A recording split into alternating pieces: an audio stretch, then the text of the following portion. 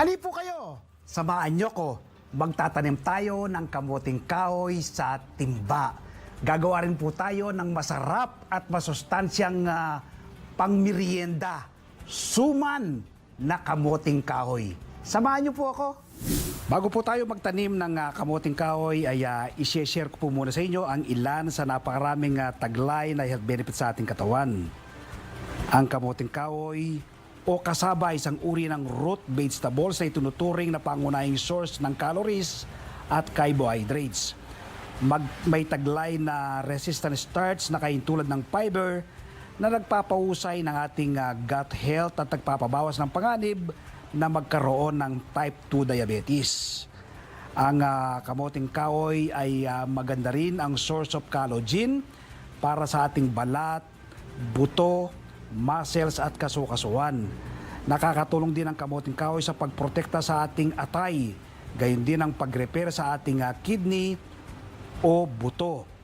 Mayaman din ang kamuting kahoy sa vitamin C, kaya't kilala ito bilang na nagpapalakas ng ating resistensya at immune system para mapaglabanan ang anumang uri ng karamdaman na maaaring dumapo sa ating katawan. Umaakto rin ang kamuting kahoy bilang prebiotic, nagpapahusay ng insulin sensitivity at nagpapababa ng blood sugar level sa ating katawan. Ilan lang po yan sa napakaraming taglay na health benefits sa ating katawan ng kamuting kahoy. Halip po kayo, samahan nyo ko. Magtatanim tayo ng kamuting kahoy sa timba. Magluluto rin po tayo ng masarap na merienda, suman mula po sa laman ng kamuting kahoy. So dito po tayo magtatanim ng kamuting kahoy. Malaki po siyang timba, ano? Ang tubig po ito naglalaman ng nasa 22 liters. I-explain ko lang bakit malaki pong timba ang ating gagamitin na pagtatamnan ng kamuting kahoy. Kasi po, ang kamuting kahoy nagkakaroon ng laman yan. Ano? Kapag konti po yung lupa na ating ginamit, maliit na timba o kaya sa paso lang, na maliit lang, ay hindi po siya masyadong magkakaroon ng laman. Pero kapag malaking timba po ang yung ginamit, magkakaroon po yan ng laman. Ano? So ito naman po yung ating gagamitin na tangkay ng kamuting kahoy. So ngayon po simulan na natin ang pagtatanim sa timba. So ito po yung timba. Dapat po ay lalagyan natin ng butas. Ano? At po lalagyan natin ng butas sa ilalim. Ang purpose po ng butas, para kapag gumulan ay ano po siya, no? Hindi po mababad ng gusto. Malulunod yung mga ugat ng ating tinatanim na halaman. So dapat po may butas sa ilalim. So yan. Kapag iniikot-ikot na lang po naman ganito, ano po siya, no? Lalaki yung butas. So ito pa. Isa pa dito. Yan. So gunting lang po yung ginamit kong pambutas. Ano? Kung meron po kayong soldering iron, mas maganda rin po. So ako po wala akong soldering iron ngayon. So ito po yung ginamit ko, itong ating gunting. So tatlo yung butas nating ilalagay, no? Yan. So yan, ang purpose po niyan, sabing ng banggit ko, para hindi po malunod yung ating mga alaman kapag po ay nagkaroon ng malakas na ulan. So diyan po diyan po lalabas yung sobrang tubig na kanyang pangangailangan. So tatlo yung butas ating inilagay. Ito naman ang lupa na ating gagamitin, ano? Yung ating mixture. Siyempre itong lupa, kaya buwagag na lupa yan. Tapos maglalagay tayo ng paunang pataba na vermicast, coco peat. Tapos meron po ako dito, nag-iipon po ako ng mga tuyong daon, ano? Yan, mga tuyong daon. Nilalagay ko po sa sako, ano? Ginagamit ko po yan sa aking mga tanim na halaman. So yun ang ating mga gagamitin sa pagtatanim ng kamuting kahoy sa timba. So yun ay lalagyan ko ng paunang pataba, ano? Itong ating lupa, ating vermicast. Ayan. Tapos ang ating coco peat. Ha? Lagay tayo ng coco peat. Yan. Coco peat po, ang trabaho niyan ay mapapanatili po niyang buwagag ang lupa. No? Tapos i-mix nyo pong mabuti yan. Ayan. I-mix na mabuti. Yun ay dito po sa ating pagtatamnan, maglagay po tayo ng tuyong daon, no, sa ilalim. Sa ganon ay kapag natuyo po yan, panibagong fertilizer na naman po yan. Ha? Yan. Tapos maglagay na tayo ng lupa. No? Lagay ko na yung lupa dito sa isang timba. Ibubuhos ko na para mas mabilis. Ayan. Ito. Ayan. So yan ang ating gagamiting lupa na pagtatamnan ng kamoting kahoy. Yun. So hanggang liig lang siya. Hindi ko siya pinuno ng gusto. Hanggang liig lang itong ating timba. So ngayon ay puputol lang tayo ng garuler, ano? Dito sa ating itong stem ng ating kamoting kahoy. So gamit itong ating itak. Puputulin lang pong ganito. Yan. Yan. So ito ang ating nakuha, no? Sa isang timbang ganito, pwede kang magtanim ng isa o kaya ay dalawa. So ako bihasang-bihasa na, like kung 100% na perfect ko, so isa na lang ating itatanim sa bawat timba. Itutusok nyo lang po ng ganito yan. Yan, sa gitnang gitna, no? Ibaon nyo siya ng kalahati. Yun. Pwede pong sliding, pwede rin pong diretso siya. So yun, ang ating bagong tanim na kamoting kahoy. After 2 months, so ito na po yung ating tanim na kamoting kahoy sa timba, no? So hayaan nyo lang po ngayon dyan. Lalaki po ng lalaki ngayon yan, ano? Ina-harvest po, nagkakaroon ng magandang laman ng kamoting kahoy kapag pinaabot nyo po hanggang 1 year, ano? Pero bukod po sa laman ng kamoting kahoy, ito pong talbos nito, napakasarap po, ano?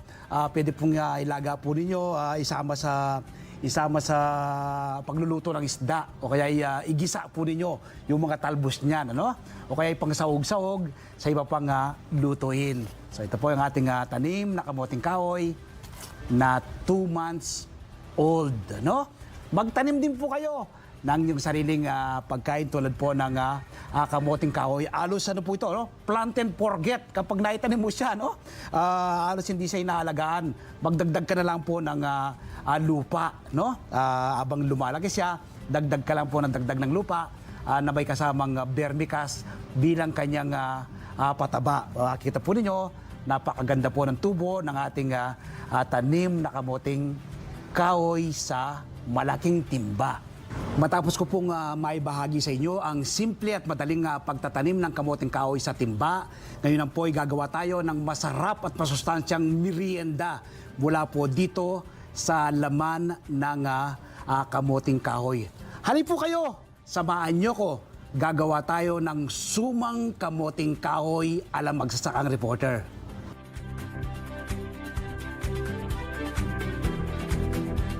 Ito po yung sangkap at gagamitin sa paggawa ng suman na kamoting kahoy. Siyempre po yung ating bida, kamoting kahoy, tapos yung asukal at daon ng saging.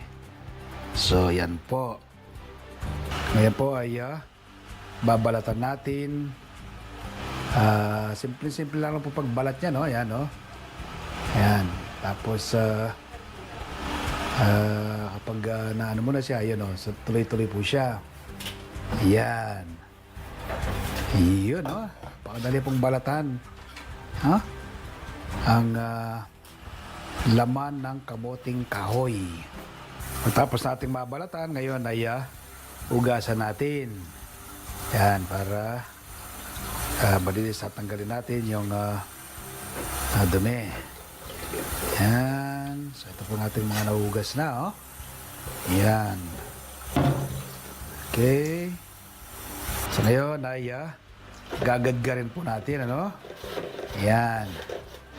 Gagadgarin natin itong ating kamoting kahoy. So ngayon ay simulan na natin ang paggawa ng suman. I-mix natin yung ating asukal sa ating ginadgad na laman ng kamoting kahoy. Yan. I-mix natin. Pagaluin po natin mabuti yan. Huwag nyo pong ito ilagay na buo, no? So, bali 2 beses natin siyang inilagay, tapos alo, no? Kaya po ginagawa natin ng ganon para hindi mabuo sa isang lugar lang, maikalat na mabuti. Yan. Yan. Ihalo natin mabuti. Yung asukal sa ginadgad na laman ng kamoting kahoy. Yun. So ngayon ay ilalagay na natin, ibabalta natin sa daon ng saging. Kaya pala, yung daon po ng saging na yan ay sinalab ko muna. Yan. Okay, ngayon ay ating babalutin. Okay. Ayun. Ang kaibaan po ng suman ng kamoting kahoy, hindi na siya binibigkis, hindi siya tinatali, no? Yung sa bigas kasi tinatali pa yan, pero ito hindi po. I-ano lang siya. Yan, ibibilog lang siya ng ganyan, bibilot. Yan. Ayun. Balutin po natin lahat yan. Yan. Kalawa. Ayan. Tapos ay ating ibabalot. Ayan. Ayan, nakadalawa na tayo. Okay.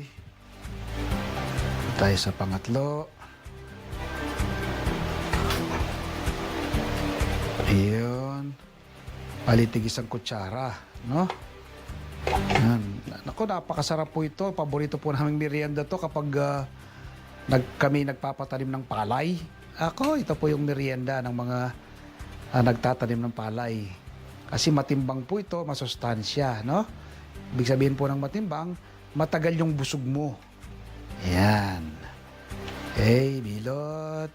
Tapos, yan lang po siya ng ganyan. Ito po sa magkabilang dulo ang daon ng saging. Sindihan natin ang kalang. Okay. Initin natin ang ating tubig sa steamer. Tingnan natin ngayon kung kumukulo na yung tubig. Yun. Kumukulo yung tubig sa ating steamer. Pwede na po nating salang. Yan, salang na natin sa steamer. Yan, itong isa pa. Itong isa naman. Yun. Tatakpan natin yan. Mga ano lang po yan, pagluluto po yan, mga 30 minutes. After 30 minutes, yan po. So, kabisado ko po yan. 100% luto na po yan. Ngayon, kukuha tayo, na natin, Okay. Yan. Yan po kasing niluluto namin sa probinsya. Kaya kapag nag-steam ka ng ganyan, 30 minutes lang, luto na yan. Okay. Yun. So, mas okay po yan kapag, palamigin ninyo. Na habang lumalamig yan, tumatagal, lalong sumasarap. So, ito na po yung ating bagong lutong suman na kamoting kahoy. Masarap na pangmerienda, masustansya pa.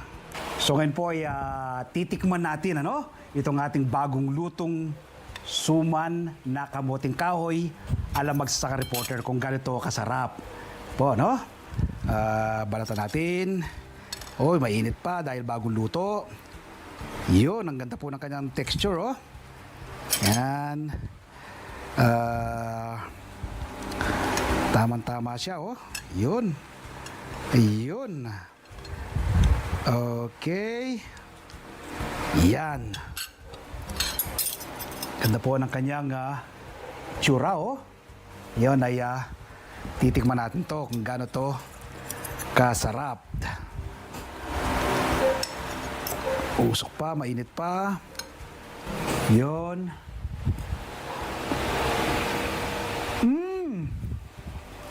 Ang sarap. Tama-tama po yung timpla, no? Hindi siya matamis, hindi naman siya matabang. Eksakto lang. Yan.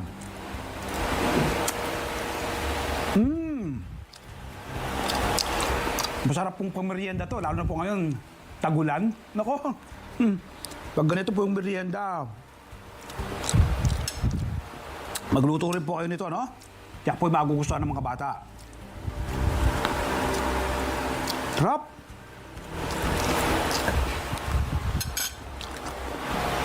Basta po kayo nag-steam ng ganito, suma na kamuting kahoy, 30 minutes, 100% po yan ay luto na, no? Kabisado ko po yan dahil sa amin po sa Pampanga, ito po yung paborito naming pangmerienda, lalo na po kapag kami nagtatrabaho sa bukid, kapag nagtatanim ng palay. Nako, ito po yung the best na pangmerienda. Mabigat mo sa tiyan, ano? Ibig sabihin matimbang siya, ano?